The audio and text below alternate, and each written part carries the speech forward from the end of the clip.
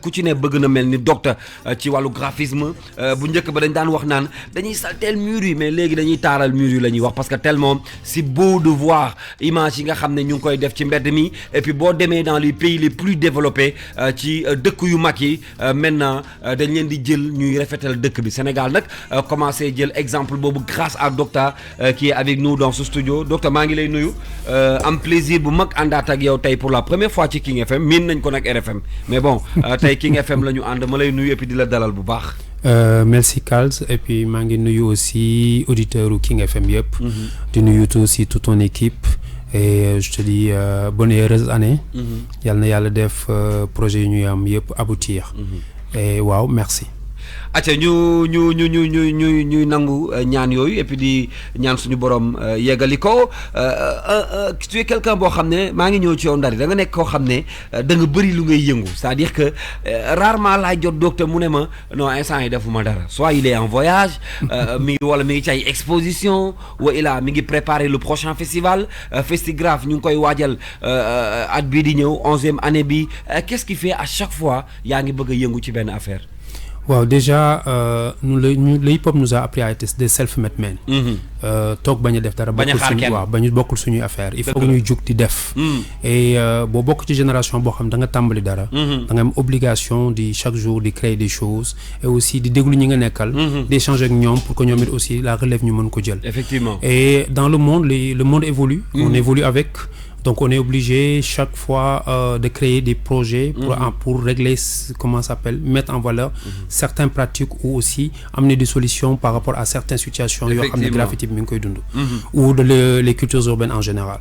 Donc chaque fois on est en train de faire des festivals am nañu festival yoo xam ne annuellement ça se fait au Sénégal et en Afrique et dans le monde mais aussi chaque fois il y a aussi dans l'équipe d'autres projets qui naissent et on est obligé de comment ça s'appelle de tourner projet bi quoi. nekk ci quoi. alors dañu ànd ak yow mais également je suis avec Ndari Diouf comme ni ma ko annoncé tout à l'heure moom nag miin ngeen ko ci rajo bi ak album bi à chaque fois ñu ngi découvrir ay titres am révélation la mais confirmation la àndaale en même temps parce que album bi c'est un album international mu nekk ak ñun ci jotaay bi tey daf ñuy gunge ba ci kanam on sera en live avec lui Ndari ma am mbégte bu rëy dalal laat la parce que jotoon nañ ko def King Univers tey ñu àndaat ci 9-11 nga jógee Ndar ngir bégal ñu ce matin ma lay nuyu bu baax. yes salaamaaleykum grand Kals. maa lay bëggee bu baax a baax di la nuyu di nuyu actuellement sénégalais yi ñuy suivre yëpp ci biir King FM. di bëggee ñëpp di ñaanal gars yi nga xamante ni ñu ngi ci hôpital yi gars yi ci prison yi et tout ça. di siyaar ñëpp daal cat ba cat ya jaajëf kooku mooy Ndari Diouf album bi génn na dinaa dellu soit ci parcours bi léegi 9 titres la yaa ngi ci ànd ak Jimol Prod di Cheikh bi nekk Suisse. Pourquoi le choix déjà de sortir ton album non seulement fii mais sa maison de disque wala sa maison de production nekk Suisse. muy Jimol lan moo la dugal ci loolu. waaw bon li waral ñu génnee album bi fii du lenn lu dul xam nga artiste bu nekk maanaam da nga war a am base.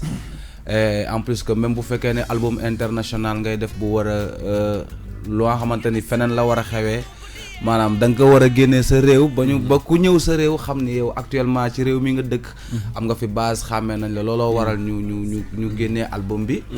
et dëgtal ko Sénégalais yëpp. dafay sorte bi et tout ça fii nii daal pour wane ni maanaam fii lañ dëkk te fii la ñuy tàmbalee. jeex na dinañ ci ñëw ak Ndar bi ngay représenté. docteur ma question par rapport ak graphisme bi wala graffiti bi tey su ma doon def wala suñu doon essayer def le bilan de évolution wu graffiti fii ci Sénégal bi ñu tàmbalee ak léegi est-ce que tu es satisfait ci ni mbir mi demee. Satisfait on l'est jamais. Parce qu'on est des perfectionnistes. Mais il y a des grands pas qui sont posés. Et là, c'est important. Par exemple, il y a d'autres festivals qui ont à travers formation yu ñu defal. Par exemple, il y a de la Soul avec RBS. Il y a, comment ça s'appelle, Urban Fuladu Festival de Sang qui fait partie de Dohandem Squat. Il y a Membota qui lance le prélude de One Shot cette année. Et aussi, il y a d'autres festivals qui sont en train de se préparer. Soumay wax dama naan on est dans ñu ngi ci yoon wi. mais du doy. Et puisque yamale wuñ ko Sénégal rek boo demee Cameroun am nañ fa benn festival bu tudd Graffiti Up. boo demee Guinée am na la série Graffiti. nga dem comment ça s'appelle Bénin tu as comment ça s'appelle FF. Et tu as King Graph au niveau de Kinshasa. Tu as aussi le festival qu'on va faire au Kenya cette année. Donc, dans l'ensemble de la chose, les gens ils sont en train de développer des choses et des autres graffeurs sortent de l'ombre avec une perfection sur le travail et une rigueur boo xam ne ñu loolu moo doon but bi. Donc on est sur le chemin. Mais est-ce que bu ñu wax satisfait? On n'est jamais satisfait parce que on est éternellement des perfectionnistes. Et pourtant aujourd'hui on dañuy constater ni que bëri na léegi des jeunes yuy dugg ci mbir mi man je me rappelle defe naa ay at ci ginnaaw demoon nañu ay boor yi Rosso ak ay Mauritanie yooyu doon fa exposé mbir moomu maa ngi fàttaliku avec tous ces jeunes là yi nga xam ne ay ñoom Madzo gars yi ñu yóbbaale woon yooyu yëpp aujourd'hui c'est des grands graffeurs ci dëkk bi foofu laay waxee ndax tey booy xool ni mbir mi développé sa xool dafay sedd ndax côté boobu mën nañ jàpp ni am nga ci sa évidemment moo tax ma ne la ça fait plaisir que il y a des festivals qui sont nés à travers jeunes yoo formés ñuy def dara mi ngi mel ne papa bu am doomam boo ko laajee mu ne sama doom ma nga këram ak njabootam xol bu sedd la koy waxee et lépp lu ñu def ci lu baax ne diw moo ko def en tant que graffeur moi en premier yàlla def je suis le premier graffeur du Sénégal l'un des en Afrique je suis super content et quand il y a aussi des choses où on invite les graffeurs ñu jox leen seen place damay kontaan quand je vois Galsen Hip Hop Awards qui nomine Zeynix j'ai les larmes aux yeux à voir que Zeynix bi ñëw ci man à travers graphics ba bi muy toll tey c'est une grande dame kenn mënul wax l'histoire du hip-hop au Sénégal féminin fàtte Zeynix mënul nekk super et loolu ça fait plaisir que ñoom Madzo que ñoom Mow que ñoom Mbouta ñoom Sang ñoom Jazz ñoom Unda ça fait plaisir de voir tous ces jeunes là chacun apporte son pierre à l'édifice et qui voyage également grâce à ce mais évidemment loolu moo doon but bi parce que nit boo formé ñeneen rek parce que bëgg nga mu am relève effectivement boo bëgguloon mu am relève ci da nga koy yemale ci yow kese et ça fait c'est la troisième génération que je suis en train de former actuellement les deux dernières générations ñu ngi explosé et ça fait plaisir donc tous les par exemple Festigraph bi muy juddu partage moo ko taxoon juddu et il y a 10 ans ou maintenant cette année je vais dire 11 ans ces jeunes là yi nekk tey ñu leen di tudd ils venaient juste de débuter et ça fait plaisir de voir actuellement am nañ li ma doon lu ñu ci doon wundu am na kon on peut dire machallah alors sur ce am nañu sax benn reportage boo xam ne def nañ ko ci wàllu graphisme boobu dinañ ci ñëw dans quelques instants mais dañuy dalal Penda Badji bi nga xam ne d'habitude moom la ñuy àndal ci partie culture bi ci deuxième partie bi elle vient tout juste de nous rejoindre dans ce studio Penda nuyu nañ la. fay nañ la Kaz fay naa la bu baax a baax maa ngi nuyu également samay ñaari invité yi ma fekk ci plateau bi docteur moom sama xarit la également Ndari Diouf di jeune talent dëkk ca Saint-Louis moom tout récemment génne na benn album ak single am mu tuddee guddi je pense que ni depuis lors nit ñaa ngi koy déglu bu baax également médiation mi ngi daw bu baax a baax ci rajo yi également ci télé yi donc loolu c'est à saluer di nuyu docteur bu baax a baax moom kenn dootu ko présenté ci wàllub graffiti fii ci Sénégal je pense qu'il fut le premier sax bu nga xamante ni def na ko fii ci Sénégal su ma juumulee donc c'est un honneur tey ji ñu dala ko fii ci plateau bi ànd ci ak DJ Kals bu groupe Futur Média.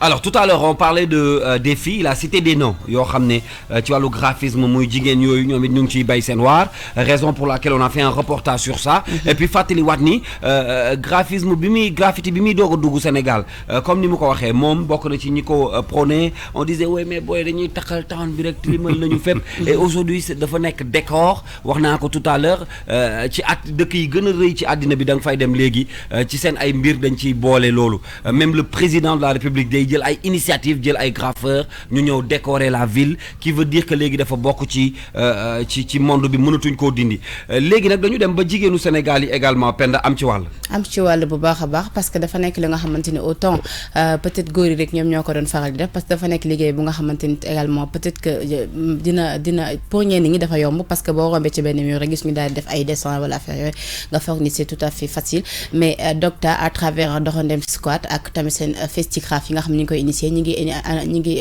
préparer ndaw yi bu baax a baax par rapport ak loolu je pense que ne loolu moo tax ba jigéen yu bëri mun koo ñeme ku mel ni tey ci Ami Soumaré bi nga xamante ni def nañ ak moom benn reportage Kalz bu noppee rek ñu daal di teewlu. artiste la bu yëngatu ci wàllub graffiti naam sax bëriwul jigéen yi nga xamante ni ñoo koy faral di def mu nekk ab métier bu xaw a jafe loolu Dieynaba Sidibé di ñu xamal lan mooy graffiti. à l'époque amuloon benn jigéen am na ñeneen ak ñeneen ñi nga xamante ne dugg nañ mais dañuy génnaat mais ba léegi ni tey jii bu ñuy compter graffeuses yi fii Sénégal motuñu 5 booy dox ci mbedd bi gis ci yenn murs yi ay dessin ay mural ay fresque loolu moom mooy graffiti yi. mu nekk art bi nga xamante ni ñu bëri dañ ko jàppee ni day saltel mbedd bi artiste bi di dikkaat ci loolee tey xamle ni ay message de sensibilisation képp lañ ciy véhiculer. graffeurs yi fii nii Sénégal bu ñu jógee pour graffe benn mur lañ ciy yëkkati moom mooy setal defar rafetal parce que yàgg nañu di génn di dem gis benn mur wala xool benn endroit boo xamante ne nit ñi dañuy bale seen kër génn tuur fa mbalit dem ba endroit boobu day délabré wu boo fa rombee da ngay jàpp sa bakkan nit ñi fay romb di fay saw yàgg nañu di xëy di gis endroit yu mel noonu di jël suñu xaalis di ko ci def di xëy setal foofu peinture ko def fa benn graffiti bi nga xamante ne ni ku fa rombaat du am envie tuur fa mbalit wala defaat fa lim fa defoon. donte ni nag ab métier bu passionnant la ci ñoom ñi nga xamante ni ñoom ñoo koy def léeg-léeg saa yi dañ ciy faral di jànkonteel ay jafe-jafe taxawul nag ñu jàpp tëwu bàyyi te fas yéene wëyal art bi di graffiti.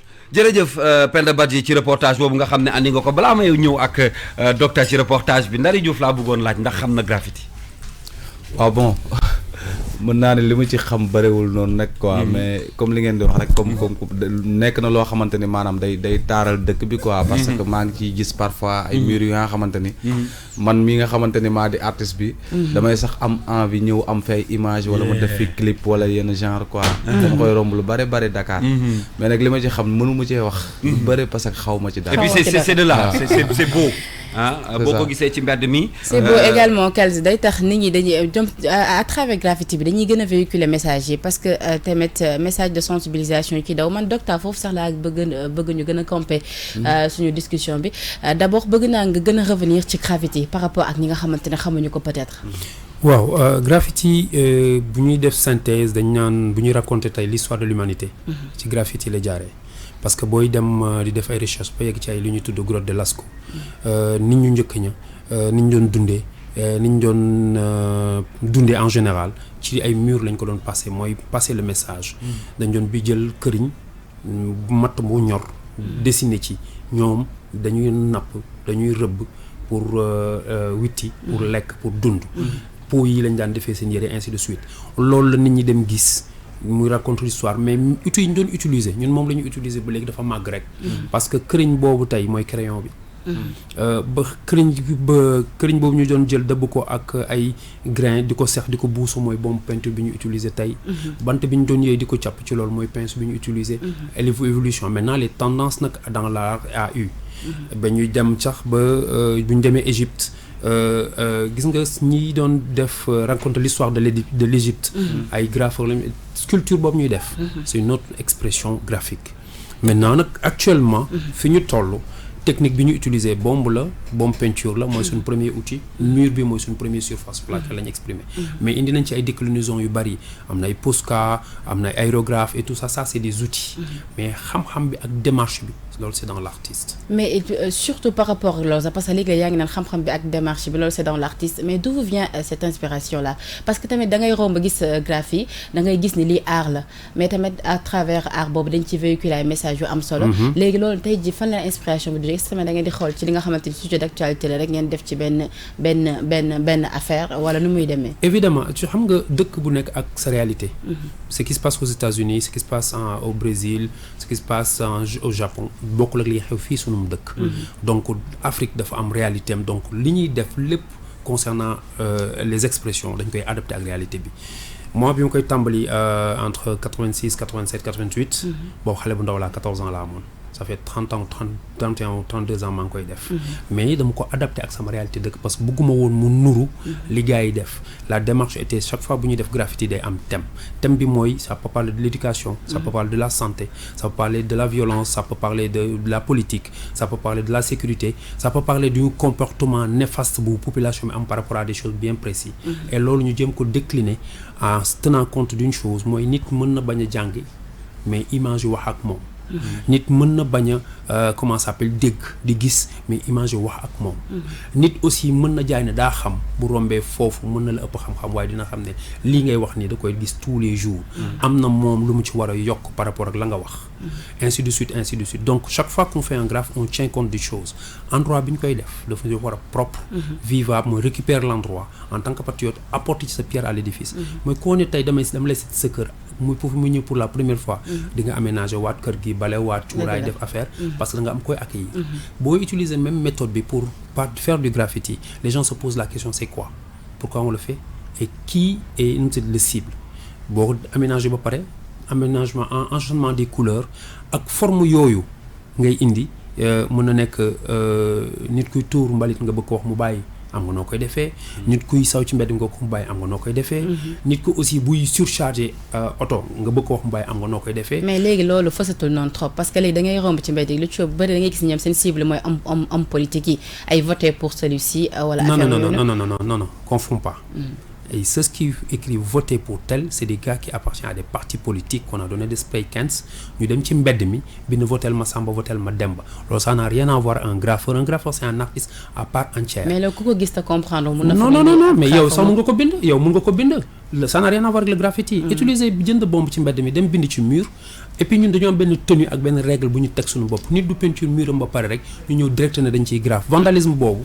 dañoo sut loolu du mënuñu ko def de dañoo sut loolu donc pour que notre travail encore soit bien respecté on va vers le propriétaire parce que entité privée la dañu laaj nit ki est-ce que mën nañ graffe ci mur bi wala nit woo ñu fay ñu graffal ko ci mur bi ne confond jamais les comment ça s'appelle les vandales des politiciens là ak ñun on est des artistes on est des citoyens et xam nañ ba am nañ benn tenue bi et voter Massamba loolu ça n'appartient que qui que soit man bu ma neexee ma ne voter ma ñuy bind di dem rek waaw mais loolu du ma ko def man ci sama job je prostitue pas le graffiti dama koy toona mu dem beneen niveau jëlee ko ci mbedd mi dugal ko ci ay lieux de luxe jëlee ko ci mbedd mi dugal ko ci ay instituts jëlee ko ci mbedd mi yóbbu ko ci des endroits privés et personnels mais ça reste toujours du graffiti avec toujours le thématique ku ñu fi mës a invité depuis plus de 10 ans ku fi ñëw buñ la ne y a un thème la première chose la ñun j'ai pas l'habitude de faire des thèmes man j'écris toujours mon nom depuis que je may graphe ba léegi loolu laa xam ñun la fii nag on travaille ensemble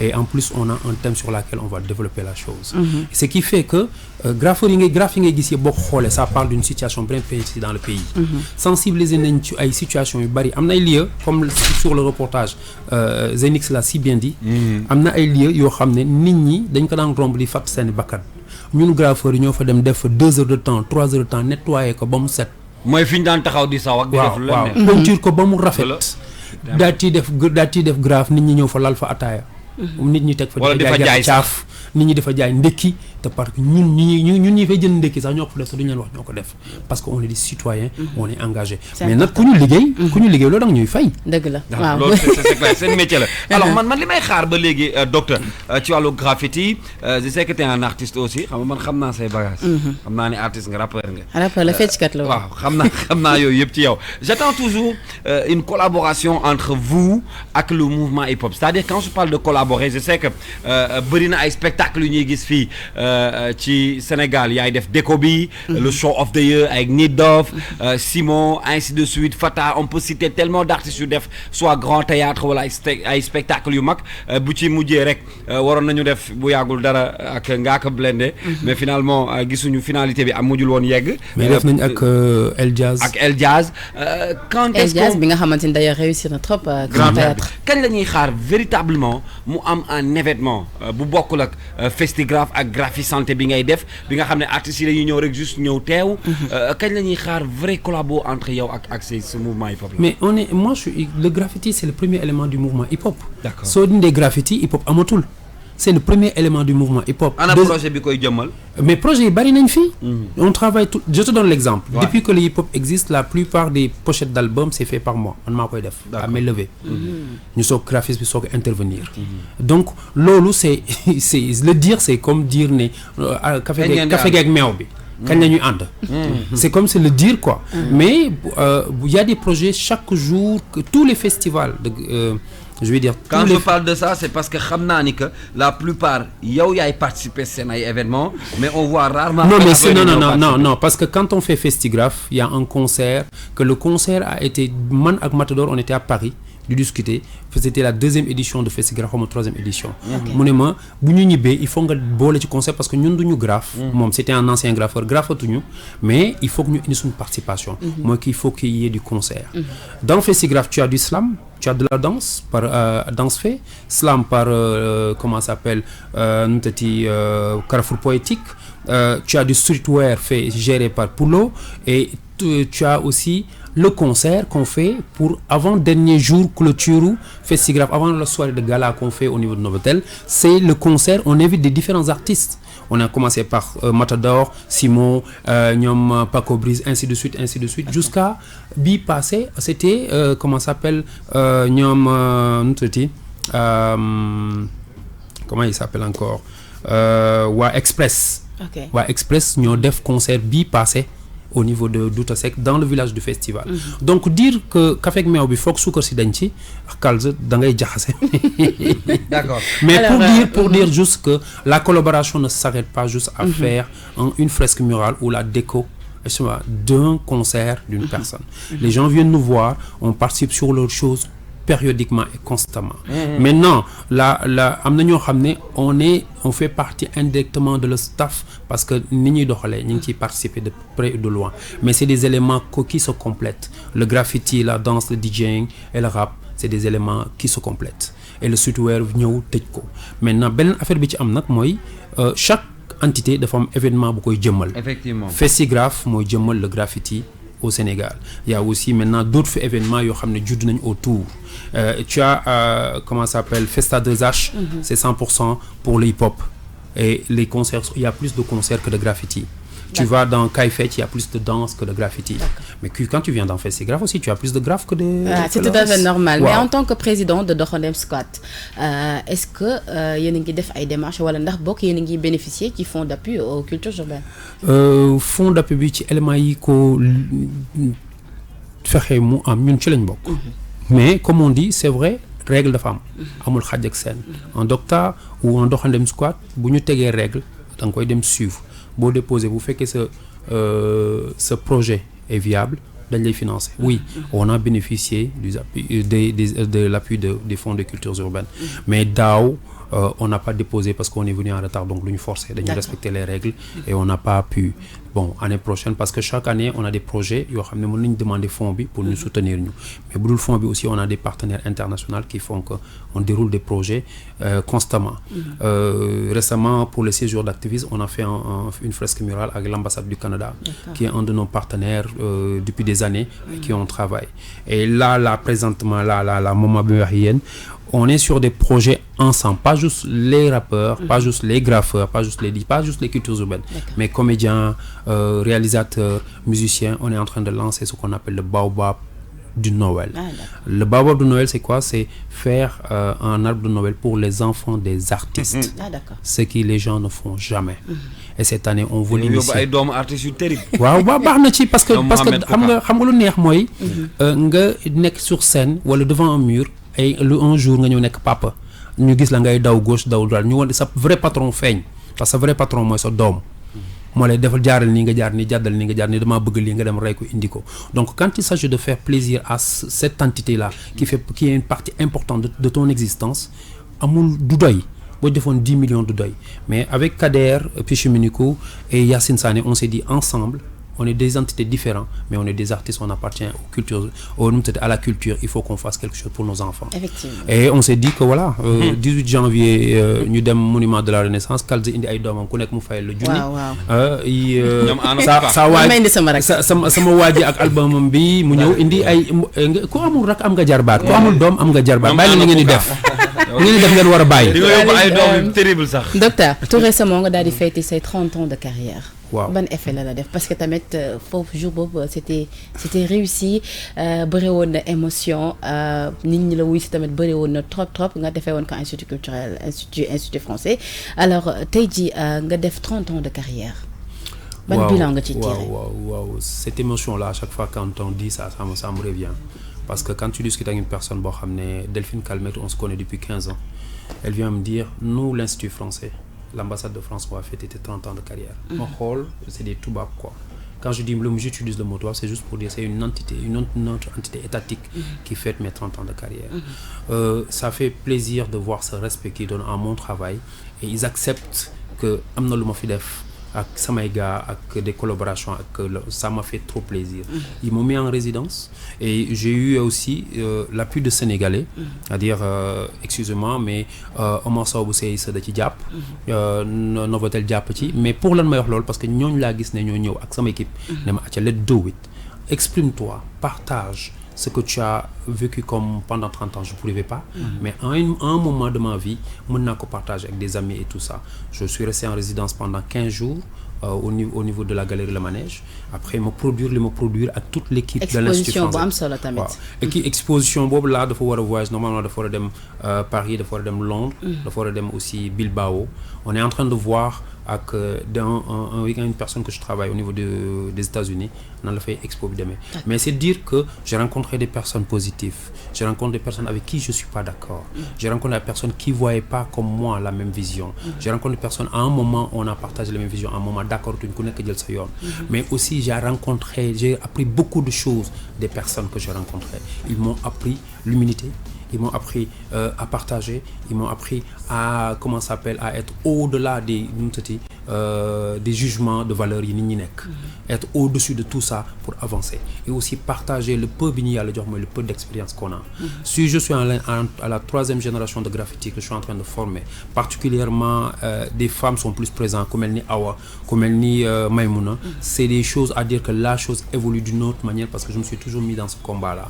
Quand je vois des jeunes que j'ai formés au Bénin qui ont leur festival, qui forment des personnes et ces personnes-là présentent des choses extraordinaires dans le monde, je suis super content et tout ça c'est dans ces 30 ans de carrière là que je l'ai vécu. Quand je vois les jeunes qui étaient avec moi pendant 6 ans, 7 ans organiser leur festival, voyager, partager avec des gens, ça doit me toucher au fond du cœur. Et en plus wane ne iman bi ñu am na fu ñuy yóbbu parce que looy def lu ne da nga am ci ngëm-ngëm boo koy teg. On a cru à cette chose-là où les moments, personne n'y croyait. On a dit qu'il faut le faire.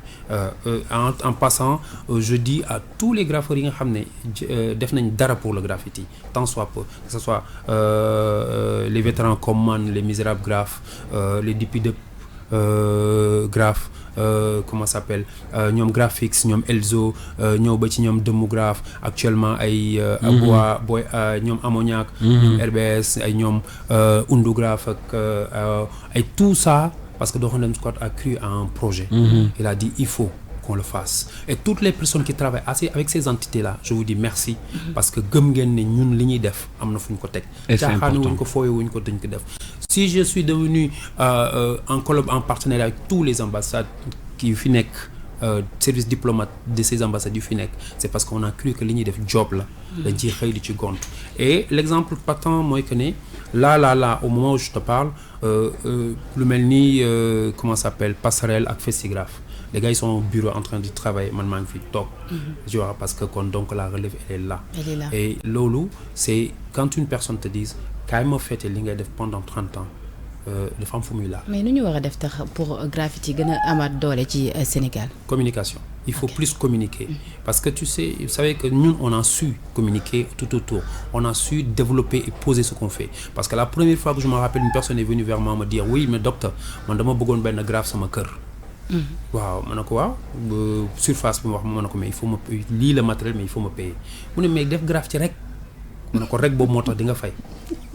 Ouais, gars. Et c'est mon boulot, je vis de ça. Et d'autres personnes aussi vivent de ça.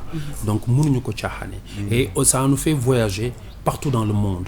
Faut yakarul les graffitis, si j'ai des amis partout, si j'ai des amis que ce soit dans le gouvernement, que ce soit dans le service diplomatique, que ce soit ça mon copain, il gère la sécurité, voilà, ça ma tante yi jaay gerte caaf. c'est parce que le graffiti aussi m'a permis de connaître ces personnes-là. Donc mënuma ko caaxaane il ma permettre kenn mu caaxaan. lu am solo la ci yow alors en 2020 lan la ñu mën a xaar bu weesoo li nga wax léegi avant de Noël bi peut-être 11 ans yi la ñuy waaj a dugg ci Festigraph. maa ngi lay laaj tout à l'heure ndax Graphi Santé mi ngi am ba tey. lan la ñu mën a xaar d'autre lu bees ci Docteur en 2020. 2020 on a Passerelle en mars du 19 au 23. Après, on a une formation, on va former des formateurs, comme on a toujours fait. On va former des formateurs le mois d'avril. Quand vous formez animateurs, nous commençons grave. Chaque fois, on a ñëw mais waaw doolu ñëw yow da ngay ñëw teg la say tànk apprécier ce festival dem sa yoon. Déjà mun na rap moom xaw ma nag. Non, oui ma chaque année day ñëw mooy loolu. Mais dans le programme de Festigraph cette année, il y a beaucoup d'innovations et ces innovations là, je pense que je vais demander à inviter Poulo mu toog jox leen village am nan la koy gérer. Pas de souci. Oui, en plus de ça, on est aussi on est dans la Biennale de Dakar. On va lancer une biennale qui va s'appeler Ndaktaru, la beauté de Dakar. Mais on yamale wuñ ko Dakar dem na dinañ ko yóbbu inchallah ba Thiès. Et quand on parle de biennale, xam nañ la Biennale de Dakar ni mu toll. Donc c'est avec en discutant avec l'équipe, on a dit qu'on va les proposer et à notre grand partenaire qui est le secrétaire général de la Biennale. Et actuellement, je salue de passage le choix bi ñuy def ci en sénégalais pour mu nekk curateuru Biennale bi leen muy Malick bu Théodore Monod. Et ça c'est des innovations, mais en plus on est invité au Massa comme invité en art graffiti. C'est là, les autres ils sont postulés, man dañ ma invité pour ma ñëw participer. Mais il y a aussi des festivals qu'on fait dans le monde. Waaw on tourne, on doit aller aux États-Unis. Bon programme bi gars yi. xanaa yooyu da ngeen ci yóbbaale journaliste ngeen yóbbu ma man mi toog. yaay bañ mais pour dire que. hormis ma ne ko festival yooyu ñuy dem. duñ ci yóbbaale journaliste ñu yóbbu man mi toog. dañu war dem. Et cette année aussi, on va lancer un projet qui s'appelle Graffiti Kangam Academy. C'est pour former, à ramener de l'institution dans ce qu'on fait. Le graffiti, on ne peut pas le rendre très académique, mais avec des techniques, on peut donner la chose à un autre niveau. Et maintenant, chaque année, on a Graphi Santé en mois d'octobre, et on a aussi le Foladou Festival que fait par Sang au niveau de Kolda, qui sera fait cette année. Et Mbouta aussi a lancé One Shot, qui est un membre de Doxandem Squad, qui est membre de Ondougraph, qui a lancé un projet qui s'appelle One Shot, on sera derrière. D'accord. Alors Amadou Lamine Ngom, ñu ngi lay remercier. Vraiment tey nag yaa nekkoon suñu invité ci 9-11 ci partie culture. waxuma dara moom moo ko wax. waaw moom mën a moom ñoo far donc ñu ngi lay remercier bu baax a baax ci sa disponibilité peut-être le mot de la fin. waaw mot de la fin loolu yàlla fin moo ko moom. waaw kon tey ci plateau bi tey. le dernier mot. D'accord. Déjà je vous remercie pour invitation bi. Merci. J'encourage mon frère qui est là. Parce que nit bu tàmbalee dara rek mooy xamul la nekk ci kanamam. Mais juste li ñuy wax mooy focus. ngëm. Et xam ne personne n'est au-dessus de quoi que ce soit. Seul Allah est au-dessus de tout. Maintenant lu la yàlla jox opportunité nag la première chose à faire sharing, partage avec les autres mooy def sa doole. Man nag li may wax mooy je vous remercie. Parce que Kalz su ma raconté histoire am fii tey. mu simmi casquette bi. may ñu jotee waaw non dama koy baal dama koy baal mais c'est pour dire aussi merci à toute mon équipe.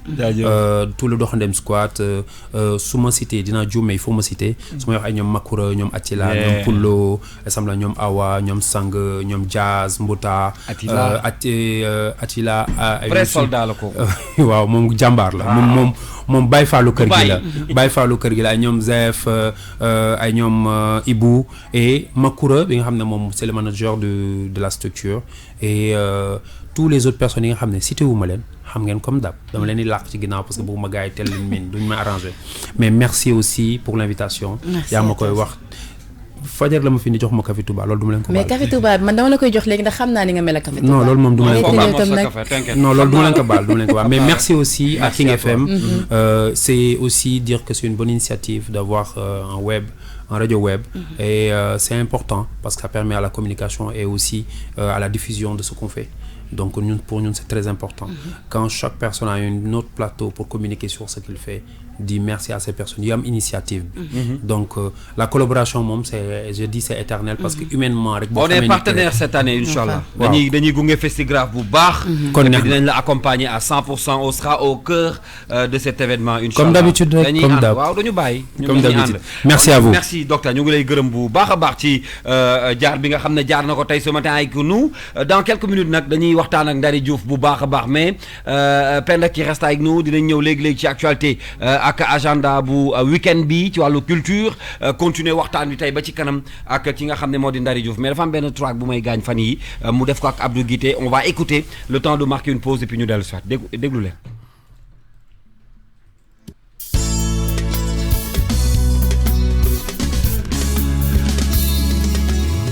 li ma mujjee génn ci Ndari Diouf mu andi ci bien sûr avec Abdou Guité Seck qui a sorti son album récemment le 1er janvier l'album bi génn Coup d'état intitulé cet album. Abdou Guité qui sera avec nous Inch'Allah très prochainement pour parler de cet album, une très belle production de Abdou Guité Seck. Alors Ndari nuyoo nañu sànq sa diggante ak Abdou Guité moom xam naa ni Ndar boole na leen déjà souvent on disait que booy yëkkati sax damay xaw a dégg Abdou Guité ci suuf je rêvais d'avoir un duo entre Abdou Guité ak yow. Finalement ça s'est fait lan moo andi lii.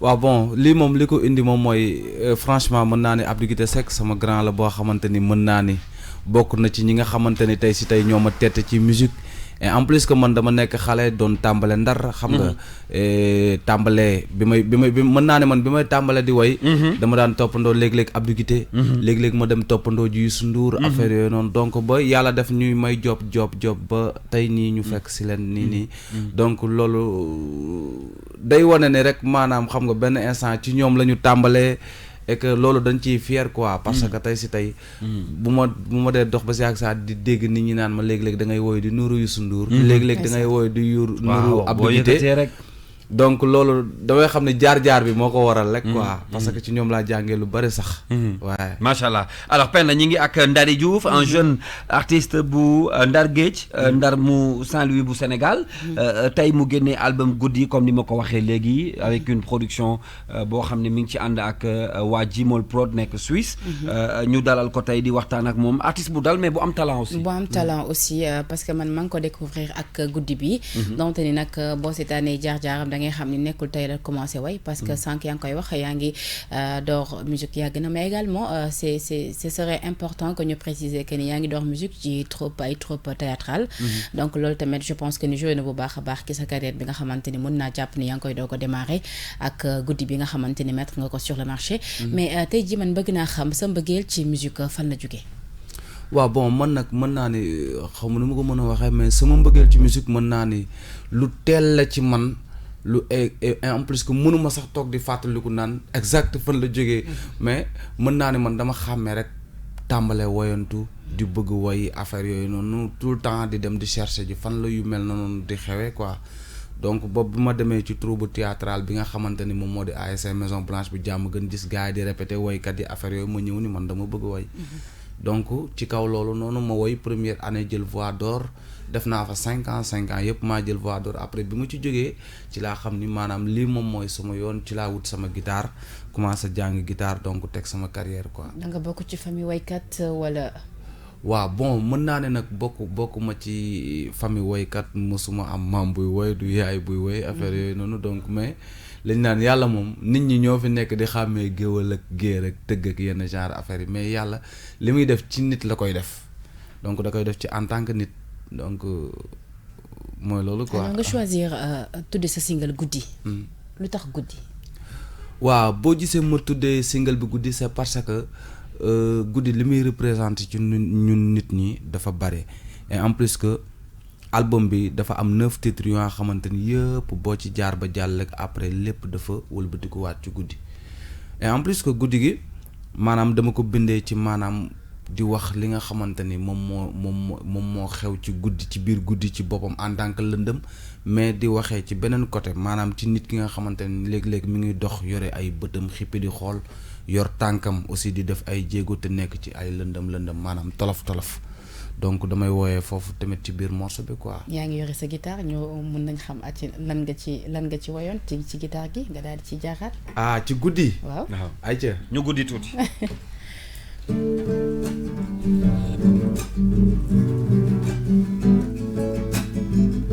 ni toggoon naa ba xaaja guddi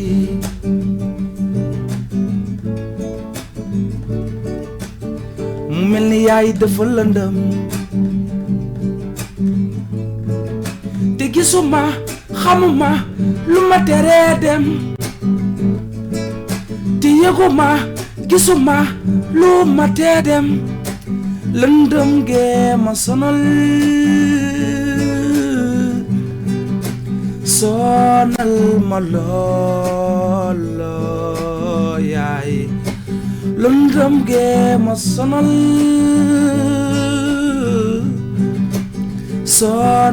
ma lool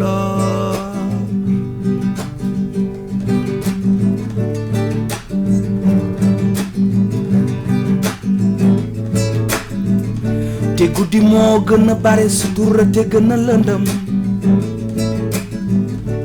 ku fi yuuxu ba ñu jàpp fi baatam fi ku la ñee du la yërëm te gisuma xamuma lu ma teree dem te yëguma gisuma lu ma tee dem lëndëm gee ma sonal.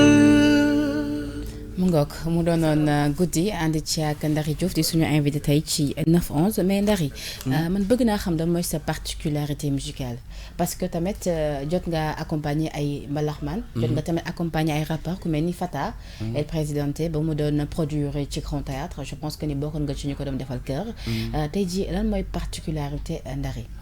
waaw bon man moom mën naa ni musique laay def donc musique laay def damay def lépp lu nga xamante ni maanaam musique la mais sama album bi nga xamante ni dama ko génnee mu tudd guddi dama ko féetale ci wàll bi nga xamante ni moom moo di afro world pop donc noonu laa joobee album bi pour sama premier style bi nga xamante ni bëgg naa ko wone mais bëgg naa wone yeneen fànn ak fànn yu bare parce que dama jóg pour def musique quoi. donc album bi boo dee xool amul mbalax mais après album bi invité nañ ñu ci son mbalax wooy nañ ci quoi donc pare nañu pour def lépp quoi. mais à part guddi ci album bi yan titre lañ ci mën a jàpp yu nga xamante ni peut-être si prochainement di nga commencer def seen promo. donc def naa beneen morceau bu tudd kaso dama ci woy ñi nga xamante ni ñoom la ñu tooñ tëj leen ci kaso yi fàtte leen a ibbi donc loolu laa ci woy quoi. kaso sax nekk actualité parce que si fan yi ñu génn ci 2019 bi gis ngeen ay prisonniers yi nga xamante ni jot nañ ñàkk seen bakkan ci kaso bu Rebeuss ndax condition de détention yi nga xamante ni ña nga fa yéen artistes yi ngeen nekk ay porteurs de voix est-ce que loolu tey jii tamit gën nga ko ci yaatal ci sa biir ci thème boobu di kaso. waaw donc xam nga morceau bi dafay wax ñi nga xamante ni ñoom la ñu tooñ tëj leen fàtte leen a ibbi donc man dama yaakaar ni bu fekkee ni ñi nga xamante ni ñi ngi ci kaso yi buñ leen attee xool ñi nga xamante ni defuñu dara ñu delloo leen seen kër yi rek kaso yi dana mën a yaatu et en plus que ñi nga xamante ni dañ def ñu téye leen parce que ñiy def baaxuñu ñun ci suñu biir waaw noonu la dem mën nga ma ñamal kaso tuuti parce que man mooy sama titre xaw ma penn nu mu ko xamee sax day ayca mosal ma ci tuuti rek ñu dellu si on écoute.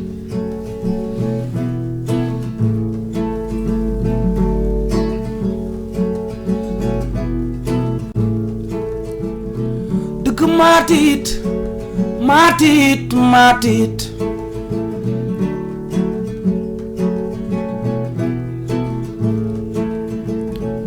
ci jamono bi lee léeg-léeg da lay tooñ ba noppi tëj lu laa ëpp la doole te amatuma mënatuma xamatuma dañu ma soppi te amatuma ñu wàcc ma fii ci kaso yi nii defuma dara ni ñu ma ubbi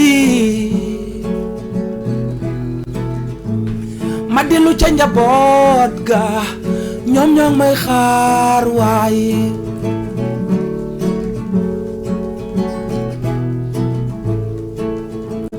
ca dëgg-dëgg maa tiit man waaye woo maa tiit man bilaay maa gën a tiitoo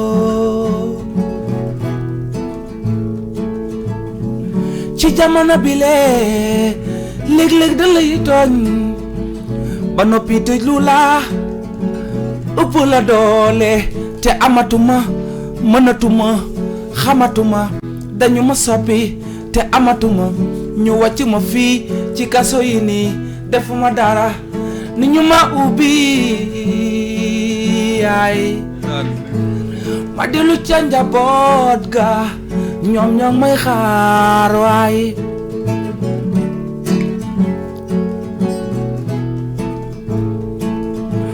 ñi seen yaay ya toog di xaaroo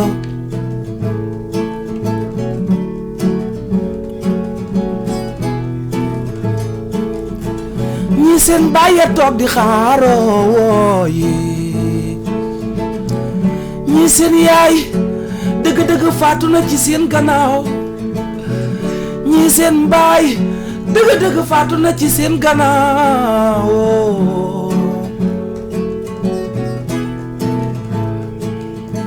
woo maatit maatit maatit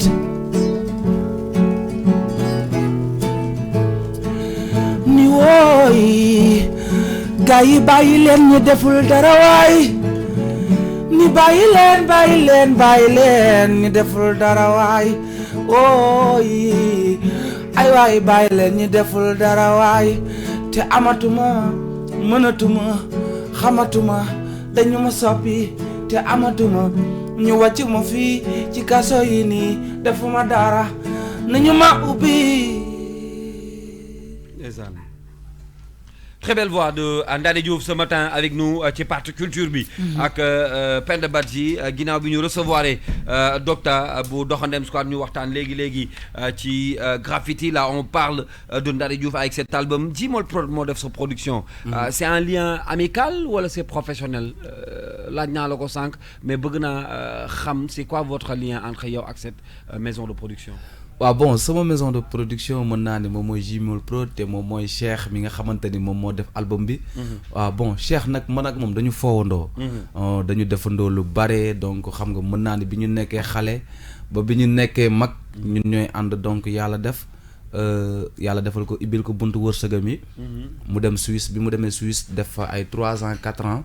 après daal di may woo wax ma ni ma sa album laa bëgg defar parce que bi ñuy ànd bi ñu nekkee boy dama doon rêvé naan la incha allah man maay nekk sa producteur donc loolu moo waral album bii di guddi quoi. alors Ndari wax nga léegi lu am solo loolu day wane ne rek ni art bi da nga war a tamit tisser ay lien yu fort ak say xarit. parce que tey ci dem na mais nekk na foofu daal di xalaat produire la ngir wane talent bi nekk ci yow parce que macha allah talent bi mu ngi ci yow également yaa ngi woy ci thème yu am solo. thème yi nga xamante ni à chaque fois day nekk actualité. guddi mu ngi nekk lu nga xamante ni lu am solo la également nga ñëw woy ci kaso. man mi personnellement ça m'a touché maa ngi koy doog a découvrir ci plateau bi. mais je trouve que c'est une très bonne idée. thème bi nga choisir ngay woy kaso. mais à part loolu tey jii lan mooy say perspective tey jii fan lañu war a mën a xaar Ndari fii léegi ci kanam. waaw bon man de wax dëgg yàlla mën naa ne ab ndongo rek laa. mais bon fi may gis musique bëgg fa yóbbu musique dafa nekk loo xamante ni mën naa ni nekkul li mag ñi doon def. donc bu njëkk di jëlee fii musique gu Sénégal di ko yóbbu fu sore ku ci mel na suñu papa Youssou Ndour xam nga dafa nekk nit ko nga xamante ni mën naa ni nit du ko dab ci musique parce que lim ci def nit du ko ci mës a def mais rêvé nañu def ay scènes yu bëri ci biir Europe bi ci biir àdduna bi feneen ak feneen bu ko defee ñu voyager loo suñu musique bi nga xamante ni moom moo di musique Sénégal parce que boo dee xool musique bi léeg-léeg da ngay xool day mel na ni dafa tëju ci benn côté nanguwuñu am ouverture wooyee feneen wooy ci yeneen temps wooy ci yeneen genre gamme et en plus que xam nga wooy ci ay thèmes yoo nga xamante ni ak ay cadences yoo nga xamante ni yeneen dëkk yi dañ koy mën a kii quoi dañ koy mën a sentir. donc loolu dafa manqué suñu musique man dama ñëw pour indi loolu et que di ñaan Sénégal gépp jàpp ci affaire yi bëgg nañu voyager loo musique Sénégal fépp. alors Ndar bi nga xamante ni fa nga dëkk di une ville artistique di dëkk bi nga xamante ni dañuy dund bu baax a baax art. également manifestation yu bëri dañ fay faral di am ak ay événement bu nga xamante ni day am ampleur yu yaatu tubaab bi di mën a ñëw foofu di visiter lu ni mel. est-ce que tamit yaa ngi fay faral di amal ay prestations ngir gën a xamale sa bopp ak public boobu nga xamante ni yow sa ville natale la foofu nga juddoo foofu nga yaroo également foofu nga dëkk. waaw bon Ndar nag mën naa ni moom boo dee xool moom ak Richard Toll gi nga xamante ni tey si tey fa la sama yaay dëkk parce que man dama nekk benn jeune bu nga xamante ni sama yaay dafa dëkk Richard Toll sama papa dëkk Ndar ñaari dëkk yooyu yëpp nekk sama base. région du fleuve bi quoi. et que mën naa ni ñoom xam nañ ñu ba pare. et li ci des moom mooy fexe dem jëli ay mbir indil leen ko dem maanaam prouver ji quoi ci àdduna bi après xam nga lii revenir à Saint-Louis mais Ndar xam nañ ñu ba pare ñu ngi fay gérer nag de temps en temps mais actuellement suñu cible c'est moom mooy ibbeeku ci àdduna bi quoi. waaw donc ñu dégg Ndari Dakar dégg ko Gambie dégg ko Mali dégg ko États-Unis France fépp quoi donc. alors Ndari ngay jeune artiste. doog a débuter sa carrière. bëri na ñu nga xamante ni bu ñu doog a démarrer seen carrière dañu xalaat bu baax a baax di protéger seeni œuvre. tey ci SODAV mu ngi fi. naka nga gisee tey ji liggéey SODAV après loolu nga wax ma ndax yaa ngi xalaat di protéger say œuvre et également ndax remplir nga formalité yëpp ci wax ci wetu SODAV.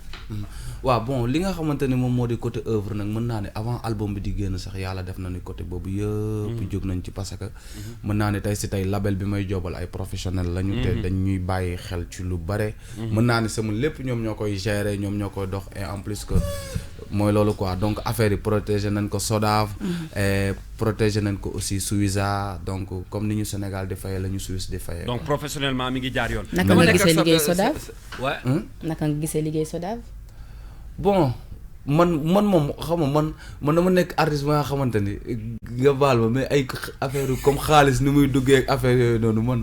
xaw ma sax t'es un artiste quoi. xaw ma sax intéressé quoi. yaa ngi may fàttali un peu au début ak Fada Freddy moom boo ko waxee mu ne la man artiste laa rek. si ci des yëpp na ko gars yi gérer. noonu la demee alors dama nekk ak sa benn mag boo xam ne tout à l'heure bi ñuy tàmbali.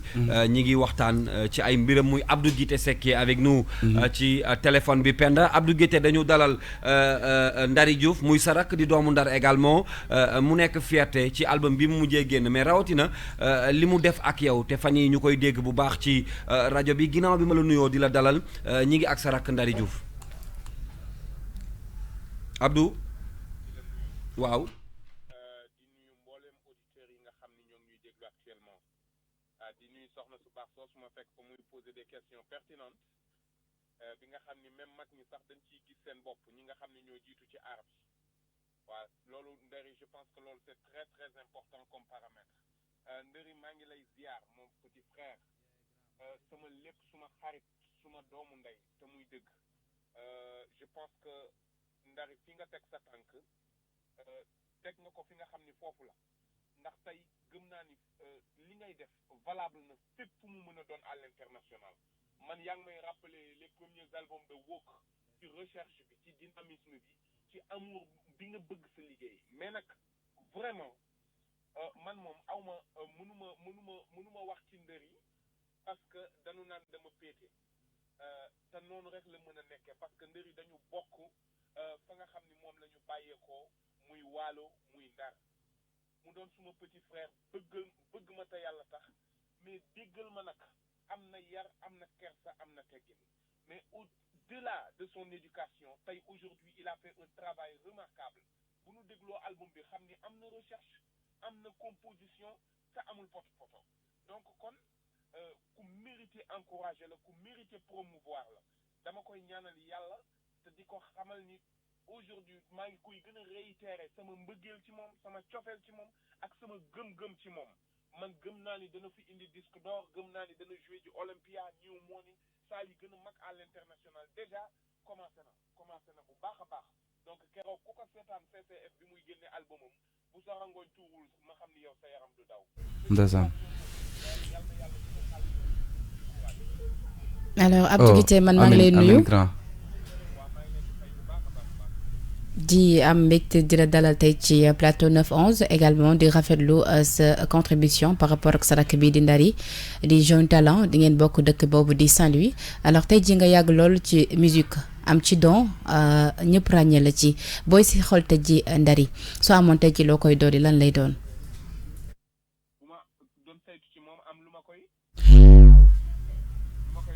waaw.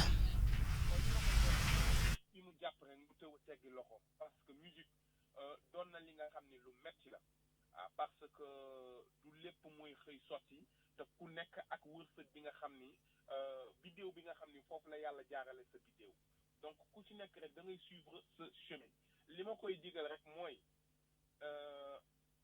ni mu question bi mu mujj répondre rek xalaat aspect artistique indi aspect business en deuxième position mais nag aspect business am na ci xaalis parce que sans argent tu ne peux pas faire grand chose boo gisee ñun ñëpp aujourd'hui ñuy attelé wu ci domaine boobu man j'étais comme lui parce que ñoo bokk éducation xaalis ak ay droit d'auteur rek laneen intéressé wu ma woon li ma doon intéressé mooy faire une belle musique offrir que askan wi nga xam ni foofu laa bawoo mais kon léegi nanu nag bàyyi xel ci l'aspect business del protéger say œuvre ku la woo tamit amul sa fulla ak sa fayda mën a teg say pierre noo mën a doxe say tànk ndànk-ndànk parce que sans argent mënoo def grand chose on en a tous besoin loolu rek la mais dans le fond on est purement artistique on est artiste 100% et il faut rester comme ça.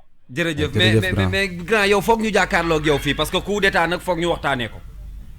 waaw xam nga loolu moom. waaw. loolu moom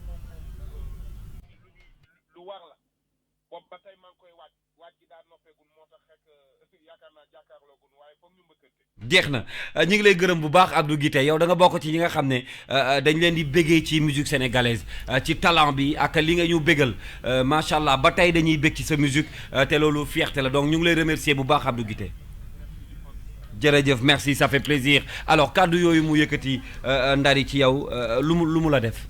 waaw bon di ci kontaan rek di ci kontaan di wax ni lii moom franchement. bettuma ci moom quoi parce que ni mu ko defee nii ci rajo bi man ak moom suñu waxee téléphone wala bu ñu jàkkaarloowee tamit nii la koy defee donc dafa nekk nit ko nga xamante ni daf ma yàgg encouragé xam nga daf may laaj sax léeg-léeg lii ak lii affaire yooyu noonu man ma wax ko ci dañuy toog parfois aussi ma dem këram yóbbu sama guitare ñu toog def échange musical affaire yooyu noonu xam nga mu nekk grand bu wàccee boppam. macha allah waaw di nekk grand bu nga xamante ni mën naa ne tamit artiste gënu ko rëy ci Afrique de l'Ouest.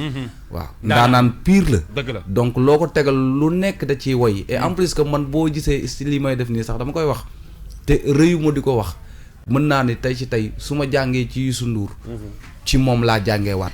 ci moom Abdou Guité Seck laa jàngee waat. lu bare véritable talent. waaw donc ci côté mbind. ci côté affaire yu bëree quoi donc dama ko jàng ci moom te loolu man dama ci am fierté quoi. d'accord Kals xam nga waykat yi nekk Saint-Louis man li ma marqué ci ñoom. su ma jëlee exemple mel ni comme Abdou Guité Seck ñoom dañuy roy bu baax ci ku mel ni Youssou Ndour. di star planétaire defe naa Sénégal benn star la am muy Youssou Ndour. donc tey jii ñoom ñuy roy bu baax a baax ci ay tànkam parce que tamit way thème da ci am solo. nga way tamit bind bu am solo bind bu mucc ayib. la nga xamante ne day topp bu baax a baax sa carrière way bi du mus a fay te événement bu ñëw rek day ànd ak moom génération bu ñëw également dina ko mën a consommer mais li ma gën a marqué ci Abdou Guité lu mu wax mooy dafa insister fi ma chuté sànq ak Ndari muy affaire droit d'auteur parce que Ndari sànq wax na ko nee na aspect xaalis amalu ko trop solo mais Abdou Guité gis nga conseil bu mu la jox nee na la tey ji nga protéger say œuvre c'est important parce que xaalis comme yow ni nga démarré nii moom tamit nee na noonu la démarré woon amul joxul woon trop importance lii di xaalis mais jamono ji de mu ngi ciy bàyyi xel baax parce que affaire bi tamit après tout business la c'est-à-dire yaa ngi def sa passion mais business la donc également c'est important kon pour artistes yi nga xamante ni ñu ngi doo ko doon ñuy penser à di dem di protéger seeni œuvre dina tax ëllëg àdduna ci biir ñu éviter ay malentendus ak organisation yu mel ni comme SODAV. C'est important. Tout de suite on va passer à l'agenda ak wala ñu commencer activité culturelle bu numéro bu tay bi Penda bu ko defee balaa ñoo jeexal aussi dina ñëw ci agenda bi. Ouais, on démarre par l'actualité donc ñu dooree ko ak film documentaire bu cinéaste cinéaste bi di Alassane Diago intitulé Rencontrer mon père est en compétition dans les catégories meilleur film documentaire et meilleur scénario original de la 45e cérémonie des Césars du cinéma français loolee nag mu ngi war a am ñaar fukki fan ak juróom-ñett ci février ba ñu dëkkmal foofee ci France ci fàttali nag bi le film jotoon nañ ko projeté en avant-première te journée cinématographique yu Carthage atum 2018 loolee ngir rek marquer les retrouvailles père et fils entre Alassane Diago et son père émigré depuis plusieurs années au Gabon. L'actualité culturelle ba tey dañ koy woyal ak Grand Théâtre bi nga xamante ne jamono jile ñi ngi ko jox turu Doudou Ndiaye Coumba Rose doonoon tambour major bu mag file ci Sénégal génn àdduna. Je pense que ni Kals loolu c'est une très bonne idée parce que tamit ñu jël lu mel ni Grand Théâtre daal di koy dippee Doudou Ndiaye Coumba Rose loolee dootul mos a fay ci àddina. ndeysaan et puis boo duggaan Grand Théâtre ba gis la belle photo bi ñu ko defal foofu sa xel yëpp dafay dem ci moom te Doudou Ndiaye Coumba Rose nag wax dëgg yàlla lu ñu ko tuddee ci réew mi mérité na ko voilà donc loolu rafet la loolu rafet la di ko ñaanal nag suuf oyof tollu ci kawam.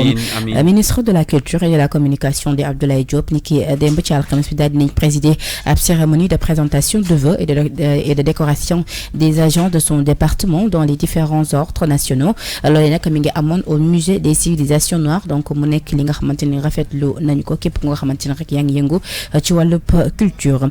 Fesca Koungheul di occasion bi nga xamante ni dañ ko jagleel communauté Mor ba nekk foofee ci Koungheul ngir ñu mën a wane seen particularité wane également seen aada ak cosaan ci wàllub fecc ak way donc nag 5e édition bi amal nañ ko journée culturelle annuelle bi loolu nag maanaam at bu jot lay faral di am guddeeg samedi jàpp dimanche ci lañ ko amal ci fan ñu weesu loolu nag mu nekk li nga xamante ne naar ya nekk foofee ca Koungheul dañ ko daal di rafetlu. Grande maison de production française di Pathé moom nag daal dinay door ay travaux de construction dañoo bëgg amal ab grand complexe cinématographique ci ab superficie bi nga xamante ni mu ngi toll ci 5000 mètres carrés ñu répartir ko en 7 salles et pouvant accueillir plus de 1400 spectateurs à Dakar. Je pense que ni loolu dina nekk lu am solo ngir cinéma mën a dekkiwaat bu baax a baax file ci Sénégal Kals. am na solo parce que lépp loo xam ne day dundal moom am réew te cinéma daf ci am solo. gis nañ ni état bu Sénégal boobu léegi sax mi ngi accompagner les acteurs bu baax a baax.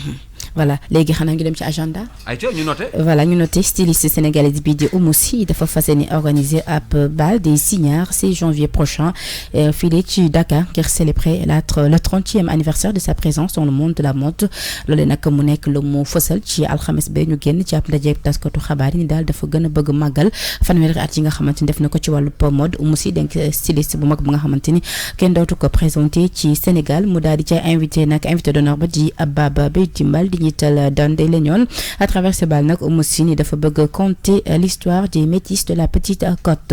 Exposition solo de Fodé Sidibé jusqu'au 4 janvier 2020 ma ngay woy di am ca galerie art donc au 4 janvier bi ñu weesu nag la daal di jeex donc ñàkkul ni exposition bi dinañ ko prolonger parce que loolee la ñu fësaloon ci fan yi ñu génn exposition Fashion Tech Sénégal chic et tech du 6 au 12 janvier 2020 maanaam commencé na juróom-benni fan ci weeru janvier war a jeex nag fukki fan ak ñaar ci weeru janvier atum 2020 bi ñu nekk ma ngay xewee nag ca musée de la femme Henriette Bathily nekk ca place du souvenir ba tey ci wàllu agenda exposition de photos en noir et blanc Fadidi muy signifié ci séeréer bienvenue loolu nag dina jeex ñaar fukki fan ci weeru janvier bi ñu nekk daanaka dooroon na niki début janvier ma ngay amee nag ca espace Véma nekk ca embarcadère bu Gorée et bés bu nekk nag lañ koy tëjji donc ñi nga xamante ni rek ay photos soxal nañ leen mën nañ dem daal di visiter boobule exposition de photos en noir et blanc.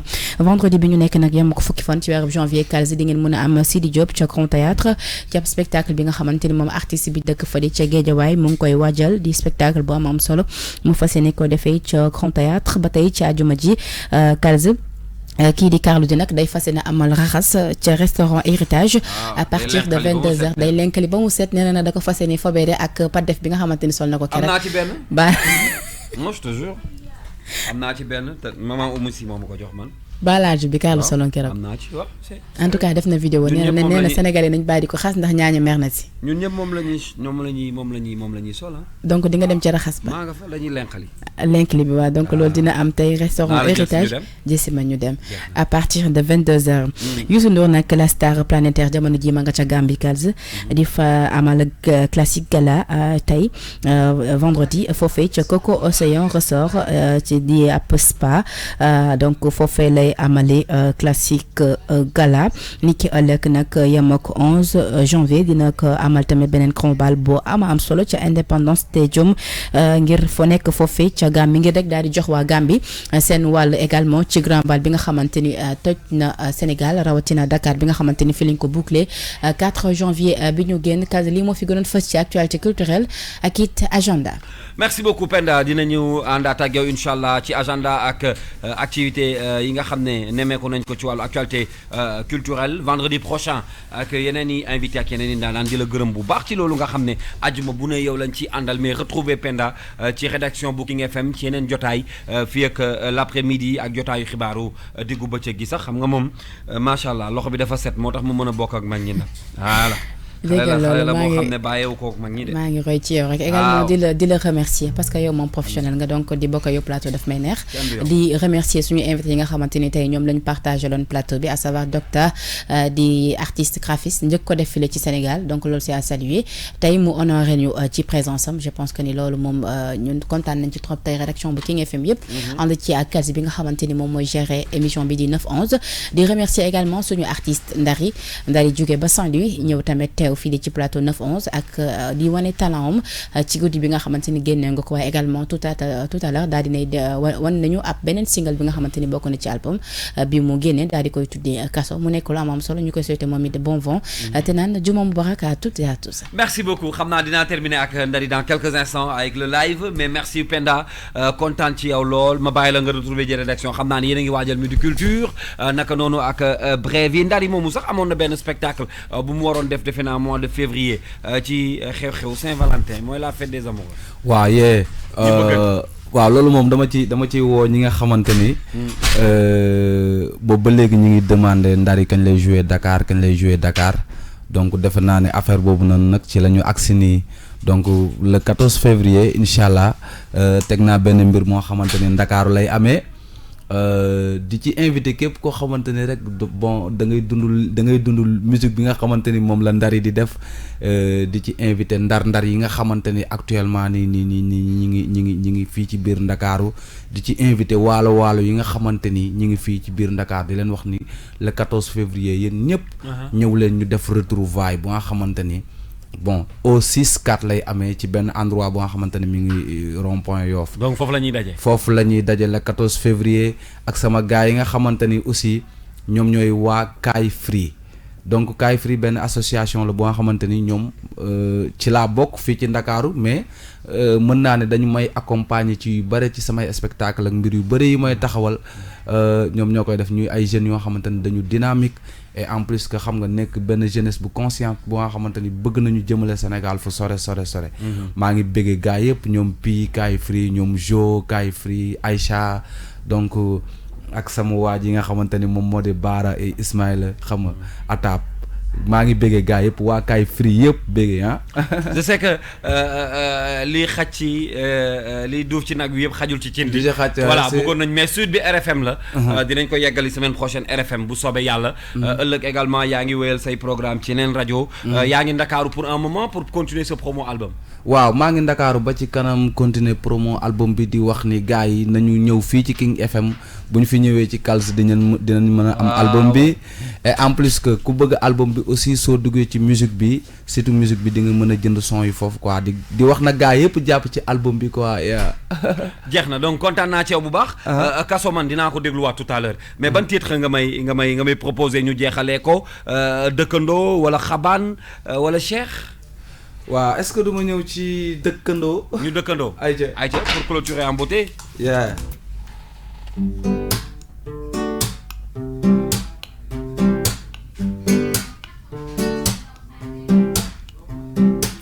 ci dëkkandoo yi ma mësa am yow laa ci gën a naw ci dëkkandoo yi ma mësa gis yow laa ci gën a fonk ndax li ko waral dag ma kanam mu gannaawu ma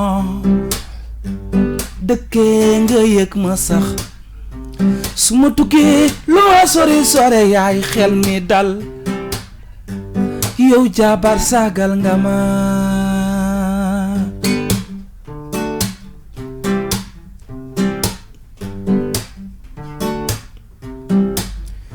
ñëwoon naa la yow suma jàmm ji yow yaay ki ko saxale man ni laa sa àdduna dinaa ko sukkaree bi nga dikkee ba léegi jabar dara ñaaw fee yow nga dëkki nga sagal ma jabar suturaal nga ma ba say njëkkee sax jóg di la sargale xamuloo nu ma la fonki waay wuy léeg-léeg li ci mbëggeel ñëwoon naa la lu ma sori guddi sama xol dana tëdd si dëggal kaa tax fu ma mën a dem man mi dellu see mbëggeel nii la sunu bëggante danoo war a jàppalante nii léeg-léeg séddal naa la sa gàtt tànk yadd sama wéeru waay ñëwal say wax di ma toppatoo di ma bégal waaye mbëggeel nii la sunu bëggante danoo war a jàppalante nii léeg-léeg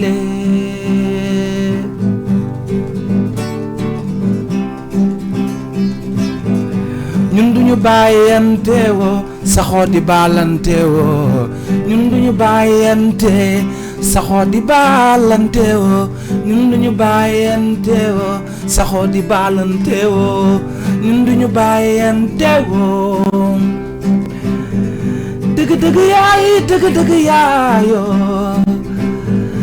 dëgg baayoo ñun ñi le waaye King FM ñun moom lañuy déglu waaye sunu xëyee ñun sunu xëyee ñun ñu le waaye ñun ñi le waayoo ñun ñi le baayoo King FM rek la ñuy dégloo sunu xëyee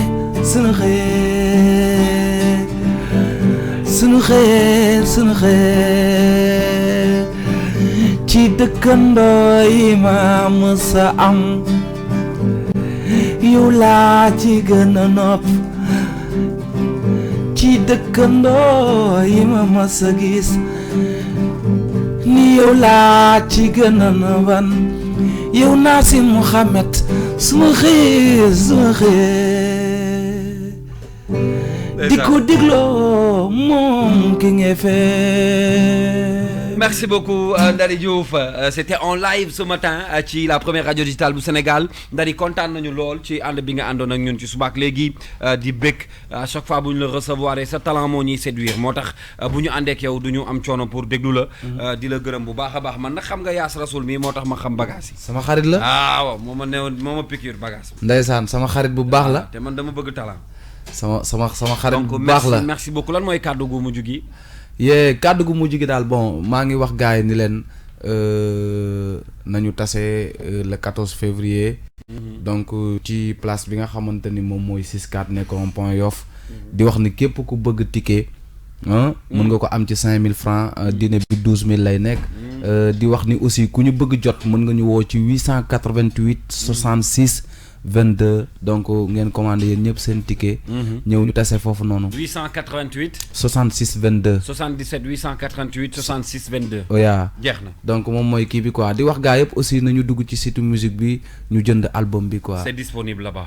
jërëjëf maa ngi nuyu également Cheikh depuis Suisse bu baax a baax ak ñi ñu àndaloon ci jotaay bi yëpp rendez-vous ak Ndari Diouf comme ni ma ko waxee très bientôt di ngeen am ay info concernant Ndari ak liggéey bi nga xam ne ci la nekk on écoute un extrait de son album Kasso et puis ñu dellu soit pour la suite.